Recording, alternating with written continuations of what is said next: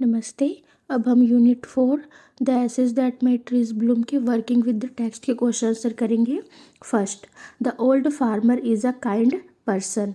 What evidence of his kindness do you find in the first two paragraph. इनकी बूढ़ा इंसान एक दयालु व्यक्ति है। पहले दो पैराग्राफ में उसकी दयालुता का क्या प्रमाण मिलता है या क्या एविडेंस मिलता है, पहले दो ग्राफ मतलब पैराग्राफ में आपको वो बताना है कि बूढ़ा इंसान एक दयालु व्यक्ति है। तो एविडेंस इससे आप आंसर करके लिख सकते हैं।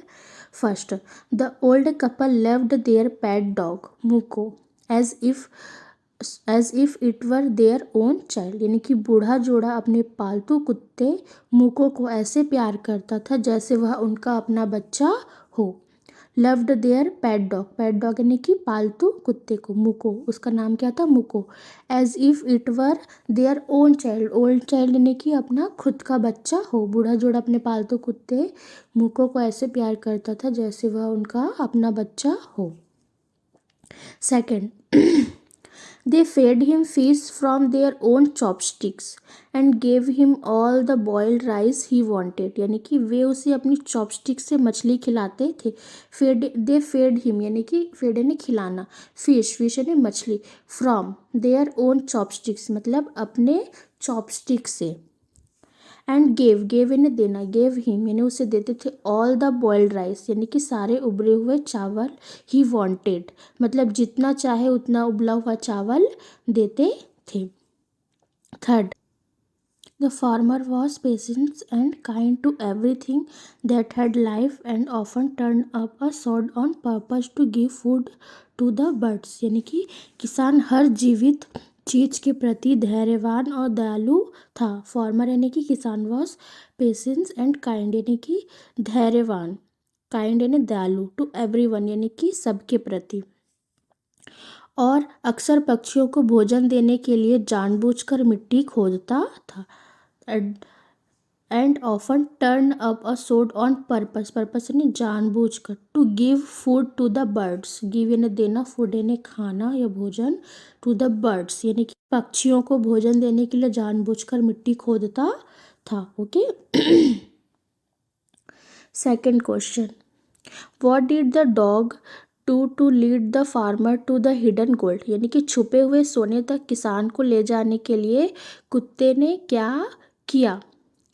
ओके, वॉट यानी क्या, डिड द डॉग यानी कि किया, कुत्ते ने किया, what did the dog do यानी कि कुत्ते ने क्या किया। लीड द फार्मर ने किसान, टू द हिडन गोल्ड यानी कि छुपे हुए सोने तक किसान को ले जाने के लिए कुत्ते ने क्या किया। Answer, the dog came running to the farmer, putting his paws against his legs and motioning with his head towards a spot behind him।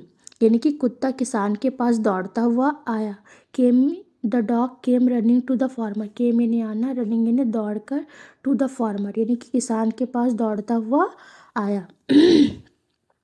अपने पंजों को उसके पैरों पर टिका दिया। पुटिंग यानी मतलब रखा या टिकाया। हिज पॉज यानी पंजा, अगेंस्ट हिज लेग यानी कि उसके पैरों पर टिका दिया। और अपने सिर से अपने पीछे एक स्थान की ओर इशारा किया। एंड मोशनिंग विथ हिज हेड यानी कि सर से इशारा किया। टुवर्ड्स अ स्पॉट यानी कि बिहाइंड हिम मतलब सिर के पीछे अपने एक स्थान की ओर इशारा किया। When the farmer followed him to the spot, the dog began a lively scratching। यानी कि जब किसान उसके पीछे उस स्थान तक गया तो कुत्ता जोर जोर से जमीन खुरेदने लगा। स्क्रैचिंग यानी कि मतलब जोर जोर से क्या करने लगा, खुरेदने लगा। Thinking it was a buried bone or fish, the farmer struck his hoe in the earth and found a pile of gold। यानी कि यह सोचकर कि वहाँ कोई हड्डी यानी कि बेरेड बोन ऑफ और फिश यानी कि वहाँ पे क्या है, वहाँ कोई मछली क्या है, हड्डी या मछली दबी होगी। द फार्मर स्ट्रेग हिज हो इन द अर्थ यानी कि किसान ने जमीन पर कुदाल मारी और उसे सोने का ढेर मिला।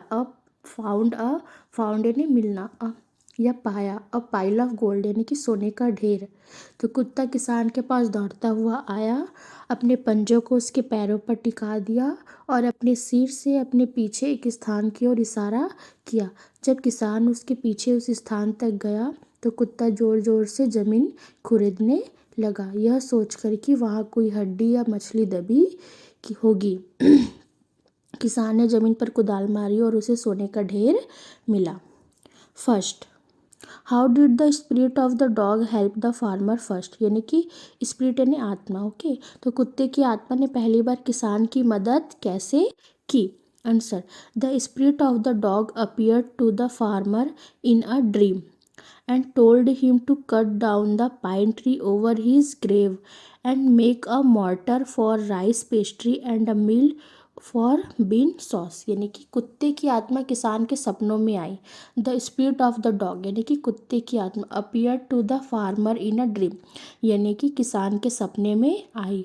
एंड टोल्ड हिम यानी कि और उससे कहा, टोल्ड यानी कि कहा, ही मैंने उसे कि उसकी कब्र के ऊपर लगे चीड़ के पेड़ को काट दे। कट डाउन यानी कि काट देना। द पाइन ट्री यानी कि चीड़ के पेड़ को काट दे।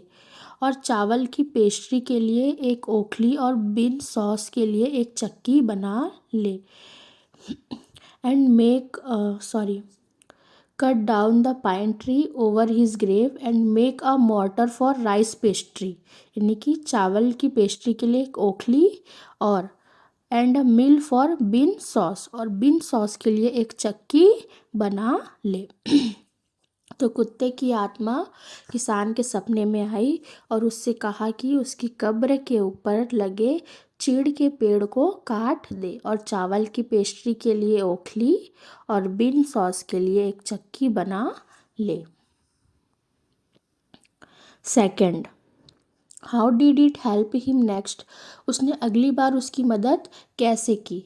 Answer, when the greedy neighbors burned the mill, the dog's spirit told the farmer to collect the ashes of the mill and sprinkle them on withered trees to make them bloom again। यानी कि जब लालची पड़ोसी, greedy यानी कि लालची, greedy neighbours यानी कि लालची पड़ोसी, जब लालची पड़ोसियों ने चक्की जला दी, बर्न यानी कि जलाना, द मिल, मिल यानी कि चक्की, तो जब लालची पड़ोसियों ने चक्की जला दी तो कुत्ते की आत्मा ने किसान से कहा, द डॉग्स स्पिरिट यानी कि कुत्ते की आत्मा टोल्ड द फार्मर यानी कि किसान से कहा कि चक्की की राख इकट्ठा कर ले।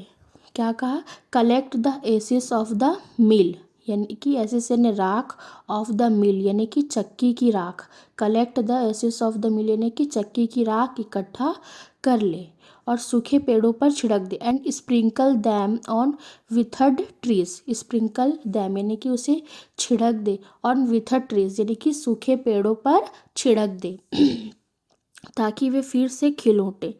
To make them bloom again यानी ताकि वे फिर से खिल उठे।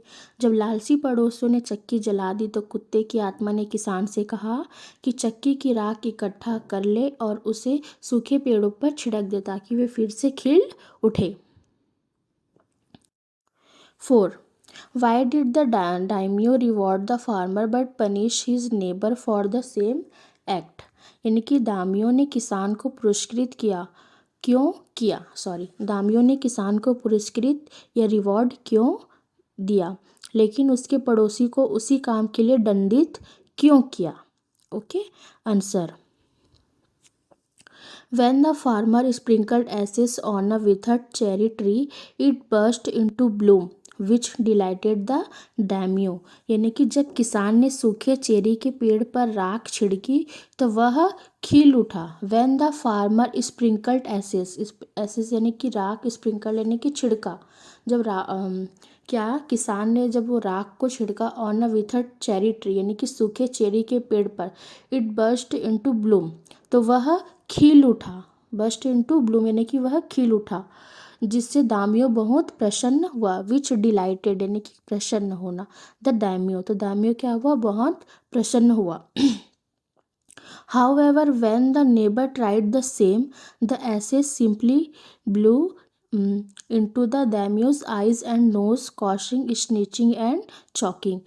हालांकि, हाउएवर यानी कि हालांकि, जब पड़ोसी ने वही कोशिश की, when the neighbour tried the same यानी कि सेम कोशिश की, तो क्या हुआ, राख दामियों की आंखों और नाक में चले गई। The ashes simply blew into the daimyo's eyes यानी कि दामियों की आंख में चलेगी, एंड नोज यानी कि आंख और नाक में चले गई, जिससे उसे छींक आने लगी और दम घुटने लगा। कॉसिंग स्नीचिंग यानी कि छींक आने लगी, एंड चोकिंग यानी कि दम घुटने लगा। This spoiled the procession and angered the daimyo, इससे शाही जुलूस को, प्रोसेशन यानी कि जुलूस, इससे शाही जुलूस क्या हो गया, खराब कर दिया और दामियों को क्रोधित कर दिया। एंगर्ड द, एंगर यानी कि गुस्सा या क्रोधित होना, तो एंगर्ड द दामियों यानी कि दामियों को क्रोधित कर दिया। जब किसान ने सूखे चेरी के पेड़ पर राख छिड़की तो वह खिल उठा, जिससे दामियों बहुत प्रसन्न हुआ। हालांकि जब पड़ोसी ने वही कोशिश की तो राख दामियों की आंखों और नाक में चली गई, जिससे उसे छींक आने लगी और दम घुटने लगा। इससे शाही जुलूस को खराब कर दिया और दामियों को क्रोधित कर दिया। ओके।